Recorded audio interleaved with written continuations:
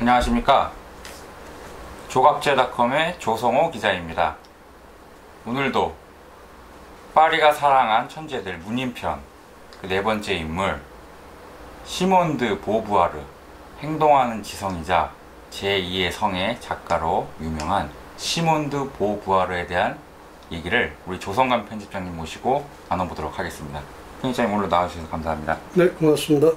자, 시몬 드 보부아르, 이제 좀 사회학을 전공한 사람이나 이런 사람들한테는 좀 유명한 인물일 텐데 일반인들한테는 조금 생소할 수도 있다는 생각이 저는 듭니다. 사회학이나 일단 범위가 너무 좁고요. 네.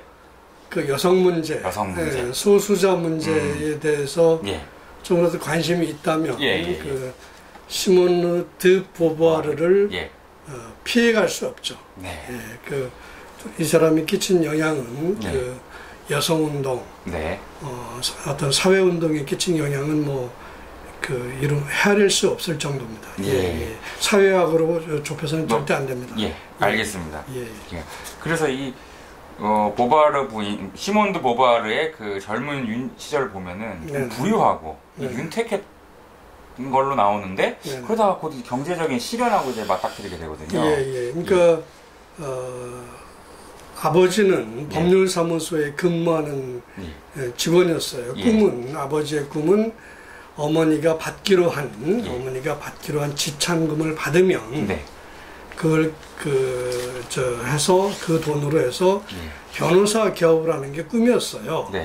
근데 좀 또 그 변수가 생깁니다. 우연한 사건이 생기는데 그게 뭐냐면 1차 세계대전이 유럽 한국 사람들한테도 영향을 줬겠죠. 이렇게 몇 단계 거쳐서 그렇지만 유럽인들에게는 결정적인 영향을 주거든요. 아버지가 1차 대전이 일어나면서 재산의 상당 부분을 날리고 어머니의 친정아버지죠. 친정아버지 역시 부유한 은행가 출신이었는데 역시 재산의 상당 부분을 날립니다.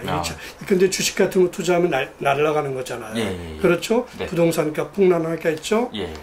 그래서 받기로 예정되어 있던 근데 3년 뒤에 아버지로부터 지참금이 2억이 들어온다. 그러면 그걸 가지고 계산할 수 있잖아요. 계획을 짜잖아요. 이게 무산된 거죠. 그러면서 완전히 집안이 그러니까 부르주아 집안에서 상류층은 아니었지만 부르주아에서 거의 그 부르주아의 끝. 그러니까 거의 내려가기 일보 직전까지 추락하게 되는 거죠. 근데 이제 그 유년기에 시몬 드 보부아르를 관통하는 중요한 키워드 중에 하나가 이 종교거든요. 그렇죠. 그거하고의 어떤 절연이라고 해야 될까요? 그런 걸 겪게 되는데 그 과정을 좀 어머니 아버지가 이제 부르주아라고 그랬지 않습니까? 대부분은 그 프랑스인이라면 그 이슬람 부모를 두지 않았다면 99.99%가 카톨릭이잖아요. 그렇죠, 카톨릭 국가니까. 그런데 어머니는 카톨릭 카톨릭 교도였어요. 독실한. 근데 아버지는 자칭 무신론자, 회의론자 이런 거였습니다. 염세주의자. 그러니까 폼나잖아요. 어떤 면에서 보면. 그렇죠? 멋있어 보이잖아요. 근데 이제 밥상머리에서 어머니 아버지가 늘 티격태격하는 걸 보면서 보부아르가 자랐어요. 그러면서 서로 의견이 다르니까 이렇게 옥신각신 토론도 하고 이러잖아요. 그러면서 자기는 지식인이 돼야 되겠다. 그렇죠. 지식인이 돼야 꿈을 꾸는데 아까 말씀드린 대로 집안이 그렇게 되잖아요.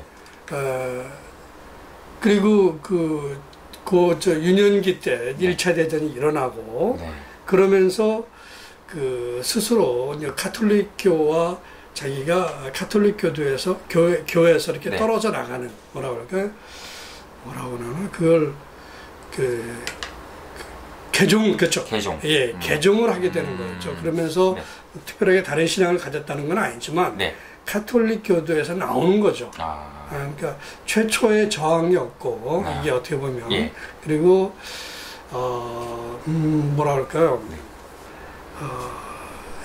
그 천재의 관점에서 보면은 이 비범함을 드러낸 첫 번째가 일종의 증거였는데 네. 주변에서는 그걸 못 느끼죠. 너 왜 그러냐? 네. 그 심층적으로 대화를 나누면 보부아르 소녀 보부아르가 생각하는 깊은 사고를 느낄 수 있을 텐데 네. 주변에서 그건 못 느끼죠. 제가 이 얘기 수없이 했죠. 네. 그러면서 이제 청소년기를 거치면서 어떤 생각을 하게 됐냐면 보부아르가 대학 진학을 결심하게 됩니다. 네. 당신은 제가 여러 번 얘기했죠. 네. 당신은 그 부르주아나 상류층 자제들은 특히 여성의 경우는 대학 진학을 하는 경우가 거의 없어요. 네, 맞아요. 없었다고 왜냐하면 그 당시 문화는 상류층과 부르주아의 문화는 딸들은 아버지로부터 부모로부터 친정집으로부터 지참금을 두둑이 받아서 역시 좋은 집안의 남자와 만나서 결혼하는 게 관행이었어요. 예. 사회 관습이었습니다. 근데 집안이 폭삭 망했죠? 예. 근데 아버지가 지참금을 줄 수가 없잖아요. 네. 자기가 봐도 알잖아요, 그거는. 네. 그렇죠? 네. 아버지 우리 집에 돈 얼마나 있어요? 안 물어봐도 알잖아요. 그렇죠. 그러니까 대학 진학을 생각합니다. 그 당시 대학 진학은 거의 대학 진학이 없을 때입니다.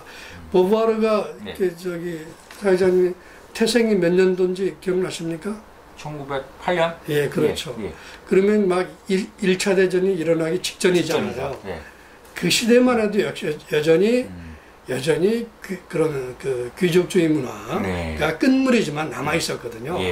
하지만 그래서 지참금 제도도 남아 있고, 그러다 보니까 보부아르는 대학 진학을 생각하게 된 거죠.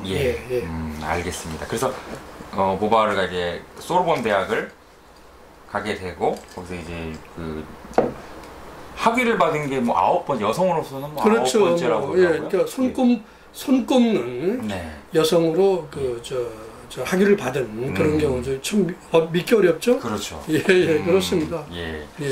자, 그러면 이제 보부아르를 얘기할 때 빼놓을 수 없는 인물이 바로 폴 샤르트르죠.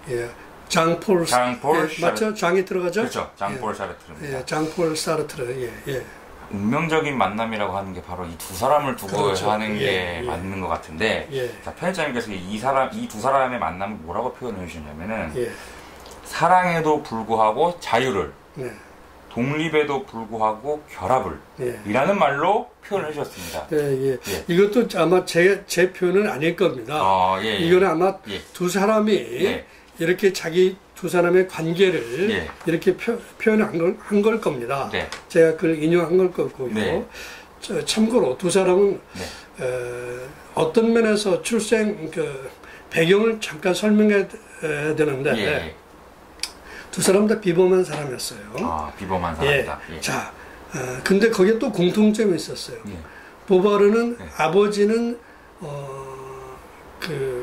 무신론자, 회의론자, 염세주의자니까 폼나잖아요. 딸의 아버지를 굉장히 존경했죠. 그래서 자기도 뭐 그렇게 살겠다, 대학 진학하겠다 이러니까 뭐 아버지가 돌변해서 자기의 평소 생각, 평소의 발언과 관계없이 그거는 정반대되는 얘기를 하는 거예요. 그러니까 아버지로부터 굉장히 실망스럽잖아요. 실망을 받잖아요. 그래서 아버지를 정신적으로 아버지를 따르다가 아버지를 정신적으로 지우게 됩니다. 아버지처럼 말과 행동이 다른 사람을 내가 인정할 수 없다. 그러니까 보부아르는 아버지가 있지만 아버지를 지운 사람입니다. 아버지가 있지만 아버지를 지운 사람이다. 정신적으로. 사르트르는 1살 때 아버지가 죽었어요. 1살이면 아버지를 거의 기억도 못할 때잖아요. 그렇죠. 거의 유복자나 다름이 없는. 그렇죠.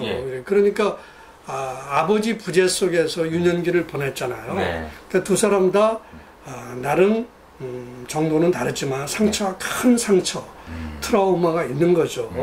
이것이 사르트르의 경우가 더 있죠. 이것이 아버지 부재가 기성체제에 대한 반발. 그게 뭐겠습니까? 자본주의에 대한 반발. 그러면은 그 자본주의에 대한 반발이 뭐겠습니까? 사회주의. 그죠? 그러니까 결국은 레프티스트가 되는 거죠. 이해되시겠죠? 그러니까 사람은 자기 환경, 자기의 주어진 조건과 이렇게 주고받으면서 성장하잖아요. 그렇죠. 그러니까 아버지는 세상으로 난 창이잖아요. 보통의 경우. 그렇죠. 근데 창이 없는 거잖아요. 그러니까 그것에 대해서 부정적인 생각을 가질 수밖에 없는 거죠. 네. 예.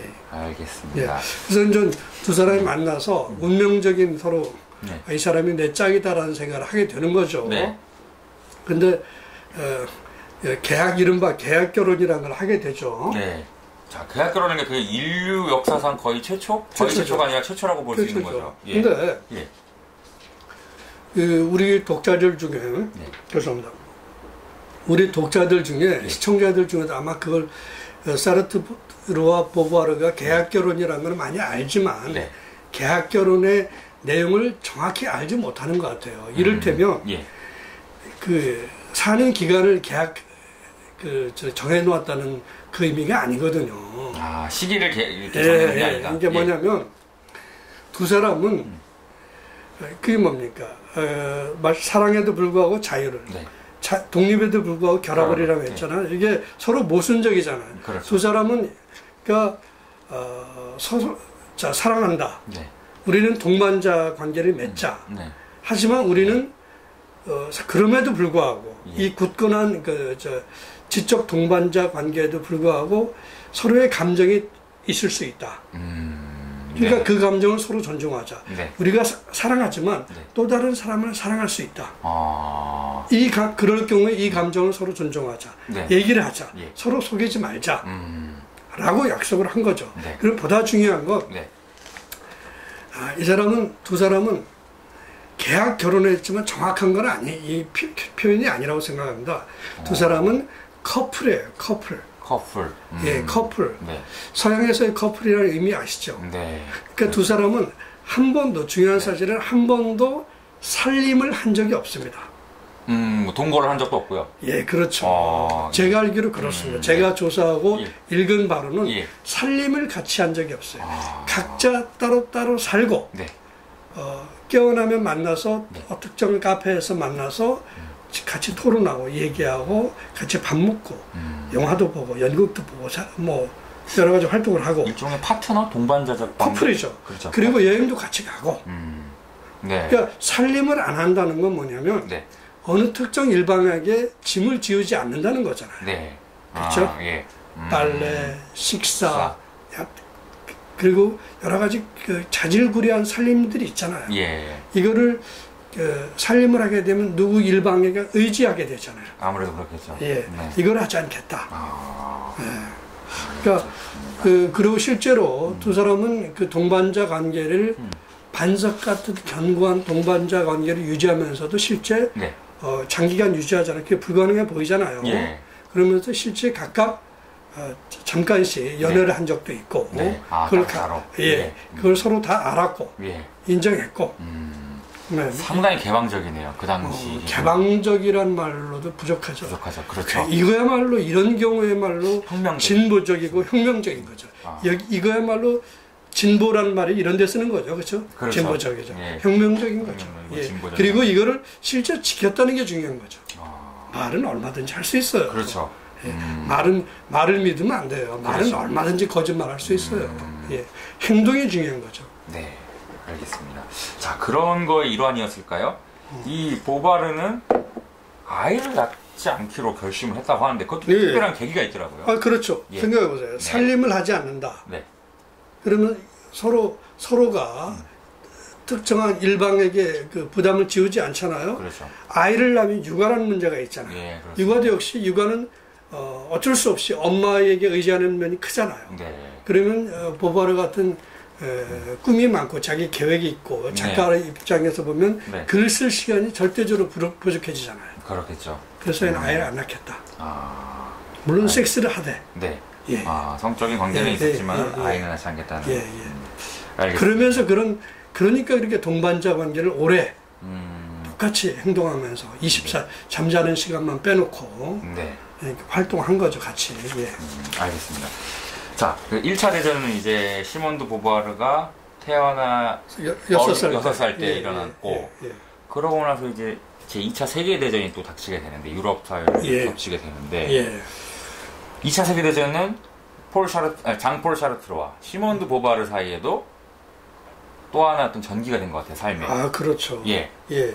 그러니까 제가 그랬잖아요. 네. 그 일종의 유복자라는 표현을 하셨나요? 예. 그렇죠. 사실상 네. 유복자죠. 네네네.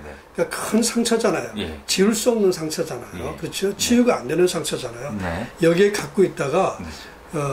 장폴 사르트르가 2차 대전 때 독일군에게 포로로 잡힙니다. 아, 포로로 잡혔다가 예. 거기서 풀려납니다. 네네네. 그때 비로소 그 어떤 그 열등감, 그런 네. 트라우마에서 벗어나는 그 계기가 되는 거죠. 네. 예. 그러면서 네. 보바르 얘기를 하자면 보바르의 경우는 네. 솔본느 대학 철학에서 철학을 공부했잖아요. 예. 철학을 공부하고 나서 교사가 희망이었습니다. 네. 교사를 합니다. 네. 교사 수입이 좋잖아요. 그렇죠. 그러니까 교사 생활을 하면서 장폴 사르트르를 애인 관계가 되면서 네. 이렇게 유지하는데 네. 수입이 있죠. 네. 부모로부터 독립했죠. 자기 직업이 든든한 직업이 있죠. 네. 그러니까 부족할 게 하나도 없잖아요. 그렇겠네요. 계속 습작을 합니다. 네. 30년대부터 1908년생이니까 30년대로 하면은 뭐 20몇 살 때, 그렇죠. 네. 그러니까 30년대부터 계속 습작을 하는데 네. 특별한 그 어떤 성과를 이루지를 못해요. 근데 초반에는 예, 그렇죠. 근데 저 사회자님 그 전쟁은 뭡니까? 전쟁은 죽음의 일상화잖아요. 그렇죠. 그러면 또 다른 의미에서는 물자의 궁핍이잖아요. 그렇죠. 모든 게 전시 물자로 우선시 조달이 돼야 되는 거죠. 그러니까. 네. 그러니까 모든 게 물자가 부족해지잖아요. 그러면 특별한 경우를, 아주 특별한 경우를 제외하고는 생활이 궁핍해지죠. 네. 그러니까 전쟁은 곧 속박과 결핍입니다. 그렇죠? 압축할 수가 있겠네요. 죽음, 속박, 결핍입니다. 네. 그러니까 이거는 그 보부아르의 입장에서 보면 그 처음으로 뿌티 부르주아 생활을 하다가 뿌티 부르주아 생활을 하다가 실존의 문제, 생존의 문제에 부딪힌 거죠. 아, 그렇겠네요. 전쟁을 통해서 갈 데도 없고, 그렇죠. 동료들은 레지스탕스 운동하다 나가다 죽고 그렇죠. 그러니까 글 쓰는 것 외에는 달리 방법이 없는 거예요. 그래서 듀마고나 플로르 카페 가서 절박하게 손을 놓고 호호 불어가면서 절박하게 글을 쓰는 거죠. 그러면서 비로소 글다운 글이 나오게 되는 거죠. 2차 대전 와중에 만들어진 게 첫 번째 소설인 그 초대받은 여인이죠. 초대받은 여인 맞죠? 맞습니다. 초대받은 여인. 그런 거죠. 자, 그렇게 되면서 이제 그 1900 그 초대받은 여인 이후에 뭐 타인의 피, 그다음에 희곡 식충이, 모호함의 도덕들을 입사로 발표하면서 이제 이름을 날리게 되는데 이 와중에 1947년경인가요? 이 보바르가 그 한 남자와도 사랑에 빠지는데 앞서 잠깐 설명해 주셨지만은 뭐 이해가 안 되는 건 아닌데 또 재밌습니다. 장폴 샤르트르가 존재함에도 불구하고 연애를 한 것 같거든요. 우리 시청자 여러분들은 굉장히 수준 높은 분들이잖아요. 지적 수준, 교양 수준 굉장히 높은 분들이고 그다음에 이해하실 겁니다. 저는 이 감정은 누구에게나 있다라고 봅니다. 이 감정을요? 그래서 약속을 한 사람과 그런 관계도 있으면서 그런 신뢰가 있으면서도 또 다른 파트너에게 마음이 갈 수 있다. 우리 시청자 여러분들 그걸 충분히 이해할 거라고 믿고요. 제가 말씀드리겠습니다. 자, 초대받은 여인이 첫 번째 소설인데 대히트를 쳤어요. 그러니까 이제는 전업작가로 나가도 되잖아요. 아무래도. 그러니까 교사를 그만두고 전업작가로 나갑니다. 그러니까 2차 대전이 끝나자마자 여기저기서 초청 강연이 오는 겁니다. 그러니까 가장 먼저 초청 강연이 오는 데가 어디겠어요? 미국이겠죠. 아무래도. 미국에 초청 가서 초청 갔다가 여기서 여행을 하잖아요. 그러니까 또 미국에 얼마나 많은 작가들, 얼마나 많은 명사들이 보부아를 만나고 싶어 하겠어요. 줄을 섰겠죠. 얘기하고 싶어. 그래서 그 중에 그 넬슨 엘그렌이라는 네. 작가와 만나서 이런저런 얘기를 나누다가 네. 그만 네. 마음이 통하고 사랑에 빠지게 되는 겁니다. 여행 중 내내 네. 보부아르는 넬슨 엘그렌과 네. 거의 뭐 이렇게 같이 지내다시피 했죠. 예, 예, 예. 연애를 했고 네. 그리고 엘그렌은 그 보부아르를 정말 사랑한 나머지 파리로 가지 말고 여기서 나랑 함께 지내자라고 했지만 네. 보부아르는 엘그렌을 분명 사랑했지만 더 사랑하는 사람이 있잖아요. 그렇죠. 예, 그러니까 만류를 뿌리치고 네. 파리로 돌아가죠. 그래서 사르트르 곁으로 돌아갑니다. 그렇게 되는 예, 그래서 그 이야기가 네. 보부아르가 48년에 발표한 네. 일종의 에세이죠. 네. 미국 여행기에 자세히 엘그렌과의 네. 러브 어페어가 네. 자세히 묘사됩니다. 네, 알겠습니다. 저희가 그랬죠. 네. 그렇잖아요. 저 사르트르와 약속이 거짓말하지 않는다. 그렇죠. 인정하고 솔직히 얘기한다. 그렇죠. 그대로 했죠. 예. 어떻게 보면은 그거에 위배된 게 아니었네요. 네. 알겠습니다. 자, 이제 그녀의 대표작 얘기를 해보겠습니다. 네. 바로 제2의 성입니다. 제2의 성. 자, 이 책이 나오자마자 이 시몬드 보바로와 친분이 있던 유명 프랑스 작가들로부터 아주 맹비난을 받고, 그렇죠. 뭐 거의 뭐 욕설 같은 얘기. 그렇죠. 예. 동시에 100만 부가 팔리는 미국 등지에서만 데이트를 쳤는데 도대체 어떤 내용이길래 이렇게 논란이 빚어진 걸까요? 자, 아마 보부아르랑 버지니아 울프랑 아마 나이가 버지니아 울프가 좀 많을 것 같은데, 조금 많을 것 같은데 비슷한 시기에 살았을 겁니다. 네. 그 버지니아 울프와 또 행커스라는 여자가 있어요. 행커스요. 누구죠? 여성 참정권 운동한 사람이 있죠. 그리고 피임 운동한 사람이 있어요. 이름이 좀 헷갈리는데, 그러니까 여성이 피임을 해야 된다. 그리고 여성 참정권을 주장한 사람이 두 사람 다 영국 사람입니다. 그러니까 버지니아 울프 두 사람, 하나는 팻 행커스인데, 이런 몇몇 특별한 여성을 제외하고는 이 사회가 성차별적 사회, 가부장적 사회, 이런 걸 느끼지 못하고 대부분의 여성은 산 겁니다.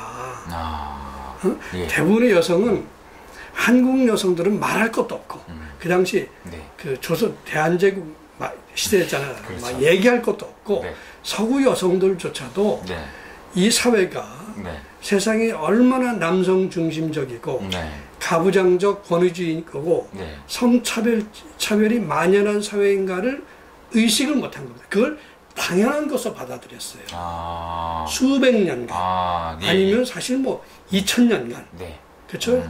저희 서기로만 치면 2000년간 거기에다가 그런 사회에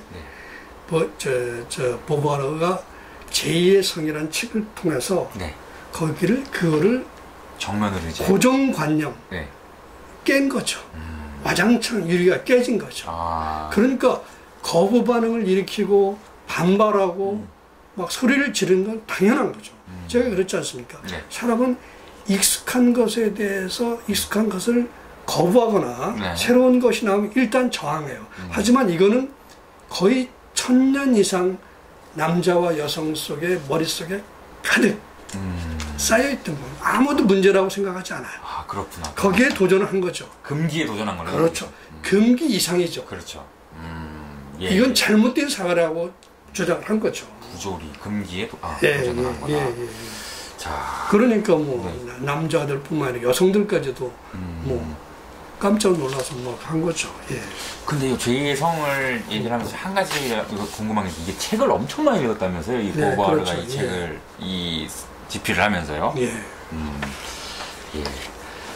자, 그래서 이 제2의 성을 제가 한번 그냥 대략적으로 정리를 해봤습니다. 이제 자, 대략적으로 정리를 해보면 대략 이런 것 같습니다. 뭐 맞는지 안 맞는지는 제가 잘 모르겠지만은 일단 남성과 여성, 암컷과 수컷에 대한 거를 생물학적인 접근, 그다음 인류학적인 접근, 그다음에 아무래도 이 보바르가 약간 좌파적인 성향이 있기 때문에 유물사관, 유물론적인 접근, 그다음에 이걸 함께 더불어서 역사와 신화 속에 나타난 어떤 남녀상을 바탕으로 해서 어떤 뒤틀린 여성상을 고발을 한 것 같은데, 그럼 저는 이제 궁금합니다. 도대체 제2의 성을 통해서 이 보바르가 궁극적으로 얘기하려고 했던 것, 단순히 그냥 뒤틀린 여성상을 고발하려고 한데 그친 걸까요? 아니면 뭔가 개선을 요구를 한 걸까요?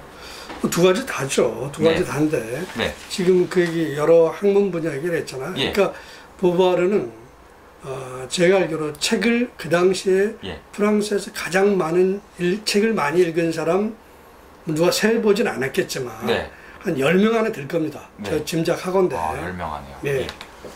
그러니까 모든 학문 분야를 통해서 그 여성의 문제를 들여다본 거예요. 신화에서, 인류학에서, 생물학에서, 모든 분야에서. 모든 가능한 모든 분야를 통해서 여성의 문제를 어떻게 보고 있는지를 들여다본 겁니다. 그러니까 쉽게 말하면 이런 겁니다. 여성다움의 신화는 의도적으로 만들어졌다. 만들어진 거다. 여성다움이란 거는. 그렇죠. 여성다움이라는 거. 여성다움이라는 게 뭡니까? 수동적이어야 되죠. 그렇죠. 부드러워야 되죠. 그렇죠. 여성은 너그러워야 된다라고 하잖아요. 그리고 여성은 또 침대 위에서는 또 뭐 달라야 된다. 뭐 이런 얘기를 하잖아요. 이게 다 만들어졌다는 게 보바르의 그 판단이었고 또 그렇게 주장한 겁니다. 그래서 쉽게 말하면 제2의 성은 시청자 여러분 아마 아실 겁니다. 이겁니다. 한 문장만 기억하면 이거예요. 여자는 태어나는 게 아니라 만들어진다. 딱 맞추게 되네.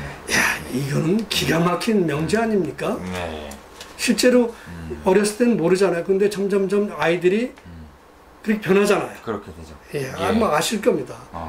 사실은 충분히 이해하실. 그래서 예를 들자면 그 백설공주, 신데렐라, 또 뭐죠? 잠자는 숲속의 미녀 등등의 동화 등등이 다 이 여성다움의 신화를 만들어내기 위한 도구. 근데 그렇게 보면 또 그래요. 맞아요.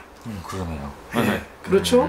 자, 신데렐라가 뭡니까? 신데렐라가 뭐 이러고 있다가 우연히 아주 운이 좋아서 남자 왕자를 만나서 속된 말로 신세를 딱 피는 거죠. 어떻게 보면. 신세가 피는 거죠. 완전히 신분 상승을 하는 거예요. 그게 뭡니까? 수동적인 거죠. 그렇죠? 그런 거죠. 알겠습니다. 자, 제2의 성, 그런 의미고. 자, 그 다음에 또 특이한 거는 저는 이런 신여성을 지향하는 보바르가 당연히 페미니스트를 자처할 줄 알았습니다. 근데 또 근데 그건 또 아니었다고 하고 그 다음에 대신에 나중에는 시간이 흘렀을 때는 이제 본인이 페미니스트인 걸 자처를 하면서 이른바 좌익 활동에 폴 샤르트르와 같이 이제 그러면 하게 되는데 대충 어떤 그런 좌익 활동을 하게 되는 건가요? 이 샤르트르와 함께? 뭐 처음부터 두 사람은 프랑스 사회가 좌익이 굉장히 강한 나라거든요. 그래서 지금 사회주의 정당의 대통령이 나오고 그러잖아요. 물론 우리 좌익하고는 다르지만 그래서 대표적으로 두 사람이 활동한 게 친마오이스트로 활동한 거죠. 친마오이스트로. 그래서 대약진 운동, 문화의 대혁명 당시에 마오 모택동을 지지하고 그와 관련된 책자를 만들어서 잡지를 만들어서 홍보하고 나눠주고 뭐 아마 그 당시로서는 많은 좌파 지식인들이 실상을 몰랐기 때문에 중국에 가보지를 않았잖아요. 그러니까 좌파들은 좌익들은 지금이나 그때나 항상 팩트를 조작합니다. 그러니까 좌익의 공산주의자의 아주 핵심은 거짓말이거든요. 그러니까 그거를 정확한 진상을 알지 못했으니까 두 사람도 그렇게 알았죠. 알겠습니다. 자, 그렇게 동반자적 관계를 이어가던 보부아르와 샤르트르가 이제 샤르트르가 먼저 이제 노쇠함에서 죽음의 문턱에 가까워오자 80년에 죽습니다. 예. 근데 또 이 특이한 또 일이 벌어지게 됩니다. 보부아르가 이 샤르트르의 마지막 최후를 기록을 했다면서요? 네. 그 두 사람은 한 사람만 해도 아주 비범한 사람인데. 그렇죠. 부부가 비범하잖아요. 네. 부부가 비범한데 사르트르도 보통 비범한 사람이 아니잖아요. 네. 그러니까 사르트르는 생각하기 전에 말이 먼저 나온다는 거 아닙니까? 네. 예. 그래서 그대로 쓰면 그게 글이 될 정도로. 예. 국내 제가 만나본 사람으로는 흡사한 사람이 이어령 선생입니다. 예. 알겠습니다. 막힘이 없이 그 자체로 완벽한 논리와 문장이 되는 경우죠. 사르트르가 바로 그와 흡사한 경우였고요. 사르트르가 보부아르에게 요청했습니다. 내가 멸하는 과정을 기록해달라. 기록으로 남겨달라. 역시 사르트르답죠. 그래서 그걸 기록으로 남겼죠. 그래서 작별 기념식이라는 글을 남기게 되는 거죠. 작별 기념식이요. 제목도 비범하네요. 오늘은 사르트르가 그가 어떻게 무슨 약을 어떻게 먹고 뭐 어떤 뭐 이렇게 병상 기록, 쇠락해 가는 나빠지는 과정을 다 기록한 거죠. 자, 그런데 또 흥미로운 게 80년도에 이제 샤르트르가 죽는데 그로부터 정확하게 6년 후에 날짜도 거의 뭐 날짜 똑같더라고요. 4월 15일. 우연히 그렇게 된 거죠. 이것도 굉장히 재미있었는데, 자, 근데 두 사람이 합장이 됐나 보더라고요. 그 합장이 됐죠. 제가 그랬지 않습니까? 그 죽은 자는 대부분의 경우 자기 장례식에 관여할 수 없다. 그러니까 사르트르가 먼저 몽파르나스 묘지에 묻혔는데 보부아르 죽으니까 보부아르는 가족이 없잖아요. 유가족이 없잖아요. 그러니까 주변 사람들이 일종의 그렇게 당연히 묻힌다고 생각한 거죠. 합장을 한 거죠. 아마 둘이 함께 산 거는 그때가 무덤에 들어가서 처음이 아닌가. 근데 가보셨다고 하시는데. 물론이죠. 거기에 또 아주 흥미로운 걸 하나 책에다 기록해 주셨더라고요. 어떤 특이한 그 비석에 표시가 있다고 하셨는데. 방금 말씀드린 것처럼 두 사람의 묘는 몽파르나스 묘지에 있습니다. 공동 묘지에 있습니다.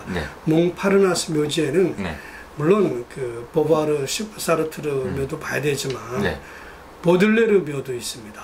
보들레르. 그리고 김연아가 저기 올림픽에 나가서 했던 게 죽음의 무도잖아요. 그걸 작곡한 사람이 작곡가가 생상스입니다.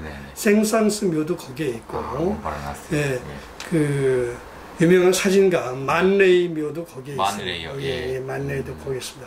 근데 묘지에 갔더니 묘비에 그 붉은색, 아주 붉은 붉은색의 그 키스 마크, 입술 자국이 수십 개가 이렇게 찍혀 있는 거예요. 베이지색 바탕에. 아주 제가 사실은 그 수많은 그 39명의 천재의 묘를 거의 다 본 셈인데 묘지에 키스 마크가 그렇게 수십 개 찍혀 있는 묘지를 본 적이 없습니다. 키스 마크다. 그만큼 그 후대 사람들이 보부아르의 어떤 지력, 그다음에 또 앞서 나감, 진보적인 거를 매료됐다고 볼 수 있는 걸까요? 그게 사회자님 저도 궁금한데 그게 그 키스 마크는 일단 여성의 키스 마크잖아요, 그렇죠? 입술이잖아요. 그게 사르트르에게 보냈다고 보십니까? 보부아르에게 보냈다고 보십니까? 저도 모릅니다. 그렇잖아요. 알겠습니다. 어떻게 생각하세요?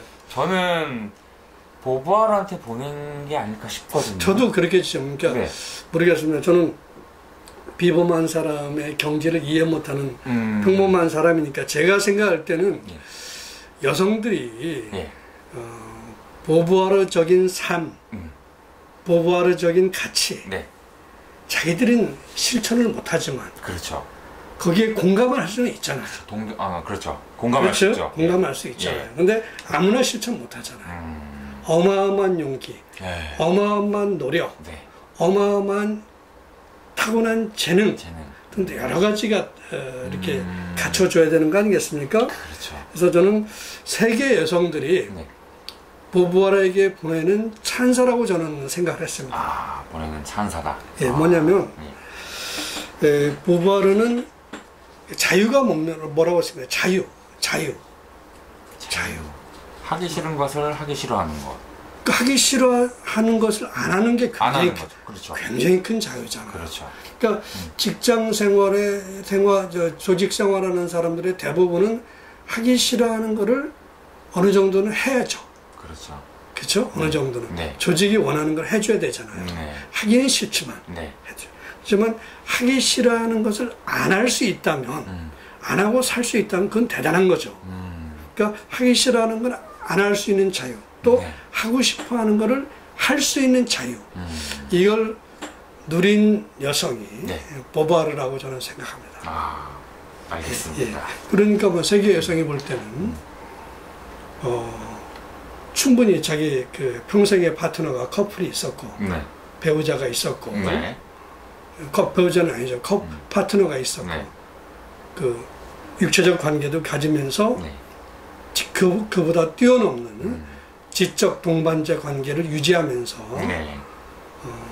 그런 관계에다가 또 마음 놓고 마음대로 살고 싶은 대로 살고 가고 싶은 대로 가고 또 때때로 다른 감정이 다른 사람에게 다른 이성에게 사랑을 느꼈을 때는 그걸 거기에 또 충실하지 않고 그러니 뭐 세계 여성이 부러워하지 않겠습니까? 누구나 마찬가지죠. 알겠습니다.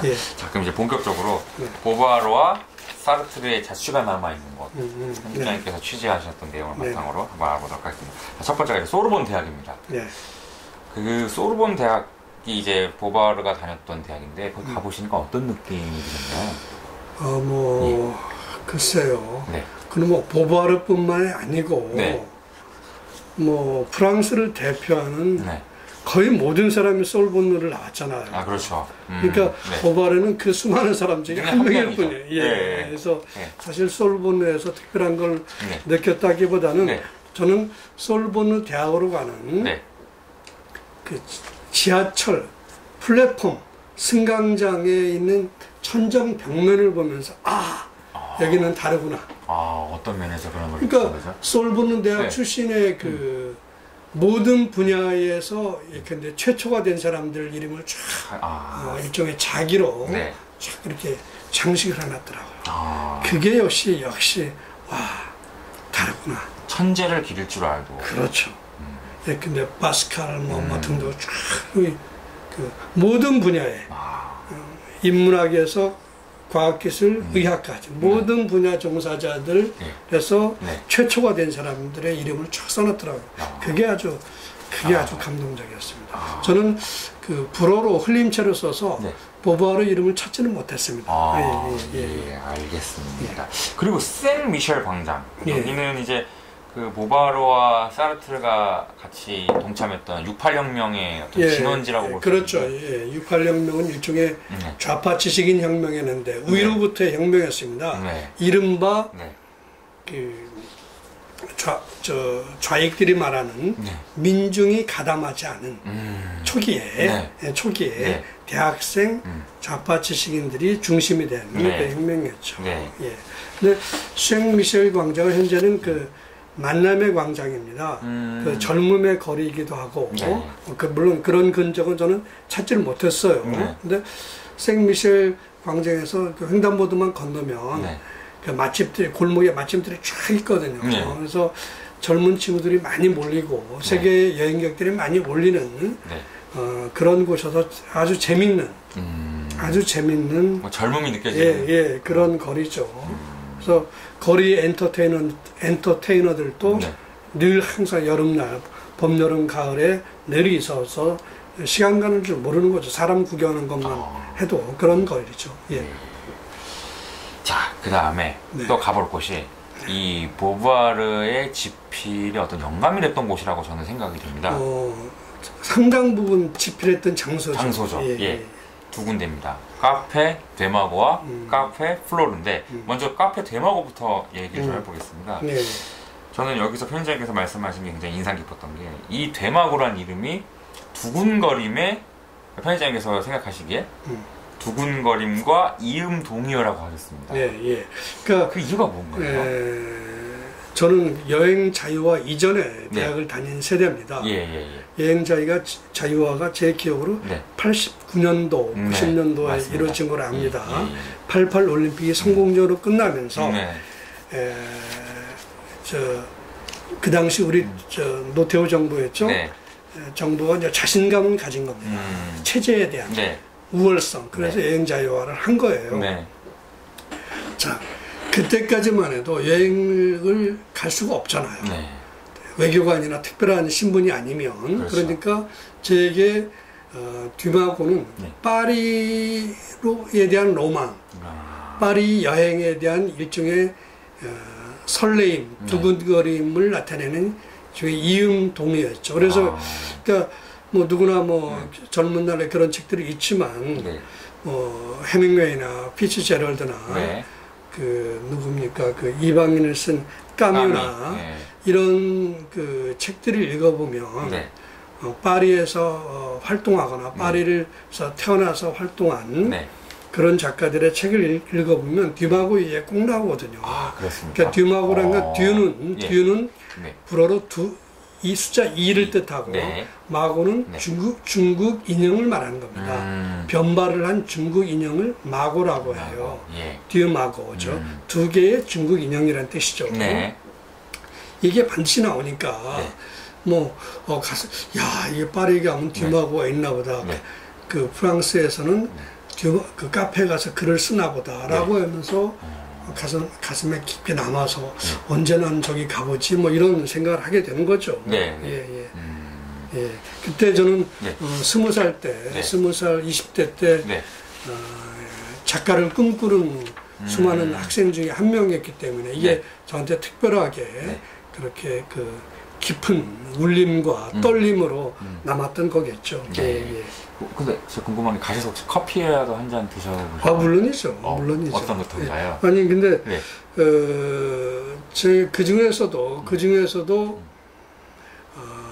혹시 사진을 보여줄 수 있으면 보여줬으면 좋겠는데 저는 그 보부아르가 그 이 듀마고에서 사진, 그 글을 쓰는 사진이 저한테 굉장히 강렬하게 남았습니다. 그래서 그 사진을 보고 파리의 작가들은 저런 식으로 글을 쓰는구나. 제일 앞에 있을 겁니다. 그래서 그 카페, 저 자리에 앉아보고 싶다라는 생각을 거의 한 20대부터 했으니까 한 30년 이상을 해온 거죠. 바로 이 사진 한번 보여주시겠습니까? 바로 이 사진입니다. 카페 디마고에서 글을 쓰고 있는 시몬드 보바르의 모습입니다. 바로 이 자리를 보고 싶어서 갔죠. 가고 갈 때마다 제가 3번을 찾아갔는데 갈 때마다 누가 있었어요. 그 자리에요? 다른 사람이 앉아 있었죠. 그렇다고 제가 일어나라고 할 수는 없잖아요. 그래서 2번은 어쩔 수 없이 왔고 3번째는 제가 그 자리에 앉아봐서 그 자리에서 커피도 마셔보고 그걸 느끼죠. 보부아르의 채취를 느껴보려고 애를 썼죠. 근데 모든 게 그때 그대로입니다. 그래요? 1940년대, 50년대, 60년대, 70년대 그대로입니다. 알겠습니다. 그리고 아까 이야기했던 대로 카페 플로르. 자, 이것도 여기는 또 명사들이 또 많은 사람들이 드나들었더라고요. 여기도 마찬가지죠. 듀마고랑 비슷합니다. 근데 이 플로르라는 말은 무슨 뜻인가요? 그 꽃과 풍요의 여신입니다. 그리스 여신인데 꽃과 풍요의 여신입니다. 이게 로마에도 아마 로마 신화에도 이런 여신이 있을 겁니다. 제가 로마 신화를 뭐라고 표현하는지 모르겠는데 되게 그리스 신화의 말과 로마 신화의 말들의 필정 표현이 다르잖아요. 그렇죠? 그런 거죠. 그러니까 그 디오니소스가 술에 근데 저쪽으로 가면 바쿠스죠. 그렇죠. 그런 거죠. 그런 거죠. 꽃과 풍요의 상징이죠. 네. 근데 그 플로르로 간 계기가 재밌습니다. 아까 2차 대전 얘기했잖아요. 그러니까 2차 대전의 전쟁이라는 게 물자의 부족이죠. 네. 물자의 부족이라는 게 또 하면 먹는 거. 그리고 중요한 건 또 겨울이 되면 난방. 그렇죠. 난방. 그렇죠. 석탄, 석유 이런 거잖아요. 근데 뭐 이게 절대적으로 석탄, 석유는 전시 상황이 되면 배급제가 될 수밖에 없잖아요. 아무래도 그렇죠. 그렇잖아요. 네. 이거는 저기 병력과 이거를 움직이는 기동력을 결정적으로 좌우하는 게 에너지원이잖아요. 그렇죠? 그러니까 난방 연료가 부족하니까 그 듀마고는 추웠나 봐요. 그러니까 상대적으로 따뜻한 온화한 그 플로르로 지식인들이 많이 전시 상황 통해서 이동을 한 거죠. 그래서 또 그 듀마고 사르트르와 보바르도 그쪽으로 플로르로 이동하고 그런 거죠. 근데 듀마고와 플로르는 우리 시청자 여러분 많은 분들이 가보셨겠지만 듀마고는 1층으로 되어 있습니다. 단층으로. 지하실은 화장실은 지하층에 있고 플로르는 1층과 2층으로 되어 있습니다. 2층이 굉장히 아늑해요. 그래서 그룹으로 모여서 뭐 한 대여섯 명이 모여서 토론할 수 있는 그런 공간도 있고 굉장히 아늑하고 그 아주 뭐랄까 약간의 그 프라이버시가 보장되는 그런 장소 같고 1층은 이렇게 개방되어 있고 좀 왁자하고 그 대신 2층은 굉장히 따뜻합니다. 그런 차이가 있는 것 같아요. 알겠습니다. 그리고 프랑스 파리에는 또 보바르의 이름을 딴 다리가 있다면서요? 그렇죠. 근데 이거 주목해야 될 게 이 다리가 있는 위치입니다. 위치가 프랑스 국립도서관 바로 옆에 위치해 있다면서요? 뭐 특별한 의미가 있는 건가요? 원래 여기는 그 외진되어 있었습니다. 위치가 제가 동서남북 방위상으로 정확히 정확히 기억이 안 나는데 이 지역이 지금 국립도서관이 있는 지역은 개발이 안 된 지역이었어요. 그래서 미테랑 대통령이 여기를 개발하려고 중심가했던 그 국립도서관 이쪽으로 옮기는 거죠. 옮기면서 큰 프로젝트로 옮기는데 옮기면서 그 옆에 세느강에 다리를 놓쳐. 근데 그 다리가 세느강에는 지금까지 총 37개의 다리가 있어요. 37개의 다리가 있는데 그 다리가 그 국립도서관 개관과 함께 다리가 놓여졌는데 그게 37번째 다리입니다. 그 다리를 시몬 드 보바르 다리라고 명명을 했죠. 이거는 놀라운 거죠. 놀라운 겁니다, 진짜. 놀라운 거죠. 프랑스의 지적 수준, 프랑스 국민의 교양 수준. 제가 그랬잖아요. 어느 사회가 누구를 그리는가를 보면 누구를 흠모하고 누구를 존경하고 누구를 지폐 속에 넣고 라는 걸 보면 그 사회의 수준 그 사회 구성원들의 생각을 엿볼 수 있는 거죠. 근데 하여튼 그렇죠. 알겠습니다. 근데 저는 거길 가면서 느꼈습니다. 다리를 건너고 하면서 느낀 건데 다리가 시멘트로 되어 있지 않고 목재로 이렇게 되어 있어요. 이렇게 틈을 한 5cm 정도 틈이 있는 목재를 쭉 연결한 거죠. 밑으로 이렇게 자세히 보면 세느강이 흘러가는 게 보이고 근데 그 국립도서관은 책을 세우는 것 같습니다. 갈색 책을 세우는 책등과 책 이게 보이죠. 그렇게 되어 있는데 책을 4개 세우는 것처럼 되어 있는데 이게 색깔 톤으로 보면 한 색깔입니다. 다리와 갈색, 종이 색깔, 책 색깔인 거죠. 그걸 보면서 제가 그랬거든요. 국립도서관과 보바르 다리는 그냥 연결된다. 하나로 예, 연결된다. 그러니까 예. 다리가 곧 도서관으로 확장되고 도서관이 다리로 이렇게 연결되고 그러니까 예. 저는 그래서 혼자 생각을 그런 거죠. 네. 왜 여기를 보부아르로 다리라고 했을까? 그렇죠. 자, 제가 사회자님께서 아까 그 말씀하셨잖아요. 제2의 성을 보니까 어마어마한 독서량이 짐작된다고 그랬잖아요. 예. 정말 어마어마한 책을 읽었어요. 근데 그 신간들을 일일이 네. 보부아르가 네. 다 사서 읽었겠어요? 그렇진 않죠. 그건 불가능하잖아요. 누구든지요. 네. 누구든지 그건 불가능하잖아요. 그럼 어디에서 그 책을 읽었겠습니까? 아무래도 이런 국립도서관 같은 데를 국립도서관을 이용했겠죠. 그러니까 보부아르 입장에서 보면 국립도서관은 자기의 그 사람이 학위가 있는 사람도 아니에요. 그렇죠. 박사학위를 받은 것도 아니고. 예. 그러니까 학부를 졸업했을 뿐이죠.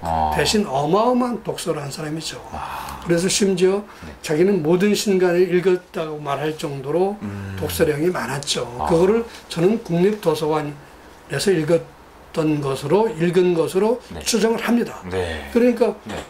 국립도서관을 개관하고 네. 다리를 놓을 때 네. 신문을 보봐라. 다리라는 예. 명명한 이유가 거기에 있다고 라고 추정을 하는 거죠. 수 있죠. 근데 얼마나 멋집니까? 멋지죠. 멋지죠. 그렇습니다. 그런 여성 지식인이 있다는 존재. 네. 또 그걸 그대로 인정하고 네. 그렇게 기리는 프랑스 사회. 멋지지 않습니까? 본받아야겠습니다. 예. 자, 이제 마지막 질문입니다. 한번 정리를 해봐야 될 것 같은데요. 자, 제가 봤을 때 보부아르는 당대의 흐름을 거부한 진보적이면서도 매우 실존주의적이고 실증적인 인물이었던 것 같습니다. 근데 어떻게 보면 이제 한 인간인데요, 이 보부아르도 여성 운동가로서가 아니라 한 인간으로서 평가를 한다면 어떤 평가를 해주십니까? 그건 우리 사회자님 계속 마지막 질문이 뭐 어떤 평가 뭐 그러시는데 그건 굉장히 어려운 얘기고요. 저는 이런 관점에서 보고자 합니다. 저는 훌륭한 사람은 진짜 훌륭한 사람은 언행이 일치하는 사람이라고 봅니다. 언행이 일치한 사람이다.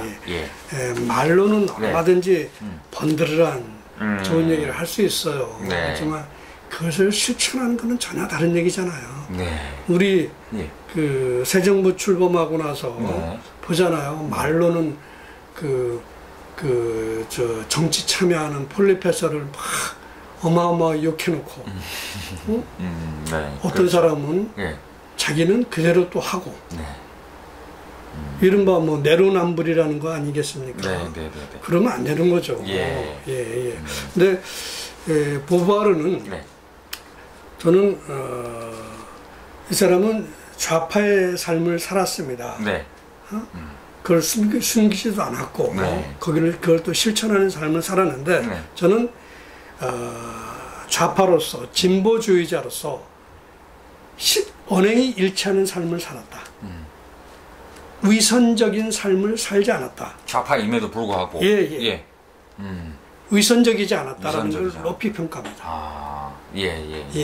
그리고 한 가지 덧붙이면 저는 그 보부아르의 말 중에서 보부아르는 여러 자리에서 이런 말을 했습니다. 내 인생의 가장 큰 성취는 한 번뿐인 인생을 사르트르와 함께 보냈다는 것이다.